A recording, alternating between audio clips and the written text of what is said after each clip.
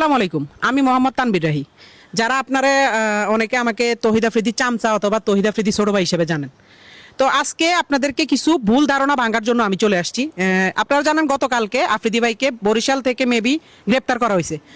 তো আমি গতকালকে না, লাস্ট কয়েকদিন যাবত একটা জিনিস শুধু দেখতেছি যে আফ্রিদি ভাইয়ের জন্য যখন ইয়া জারি হয়েছে যে ওনাকে 28 ঘন্টার ভিতরে গ্রেপ্তার করতে হবে বা 48 ঘন্টার ভিতরে গ্রেপ্তার করতে হবে, সব কিছুর মধ্যে শুধু আপনারা আমাকে ঢুকাই দিতেছেন ওনার সাথে। তো আমার কথা হচ্ছে, আজকে আপনাদের এই সব ভুল ধারণা আমি ভেঙে দিব। আমার সাথে আফ্রিদি ভাইয়ের সাথে লাস্ট জুলাই আন্দোলনের 1 মাস থেকে 2 মাস আগ থেকেই ওনার সাথে আমার সাথে পুরোপুরি সম্পর্কটা এক ধরনের শেষ হয়ে গেছে। তো সম্পর্ক শেষ হওয়ার পরে আমার সাথে ওনার সাথে ওরকম কোনো যোগাযোগ নেই। শুধু যোগাযোগ ওনার সাথে আমার সাথে জুলাই আন্দোলনের পরে উনি যখন বাংলাদেশে আসছে তখন 2বার ওনার সাথে যোগাযোগ হয়েছে। একবার হচ্ছে ওনার অফিসে গেছিলাম, হ্যাঁ, উনি আমাকে ডেকে নিছে। আচ্ছা, ওইটা আপনারা ইনশাল্লাহ ওইটার সম্পর্ক আপনারা জানতে পারবেন। এই ছাড়া আরেকবার দেখা হয়েছে ওনার জন্মদিনের দিন। এই ছাড়া আর ওনার সাথে আমার কোনো ধরনের যোগাযোগ নাই, কোনো ধরনের দেখা সাক্ষাৎ নেই।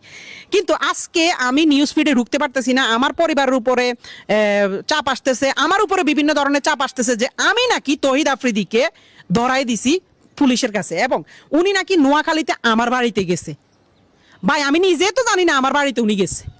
আর এটা যদি আপনারা প্রমাণ করতে পারেন যে উনি আমার নোয়াখালীতে আমার বাড়িতে গেছে বা আমি ওনাকে ধরাই দিছি, তাহলে আপনারা যেই শাস্তি দিবেন আমি ওই শাস্তি মাথা পেতে নিব।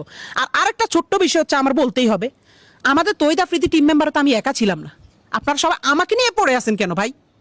আমাদের টিম মেম্বার তো আমি একা ছিলাম না, আরো 10 জন 15 জন আছে, তাদের নিয়ে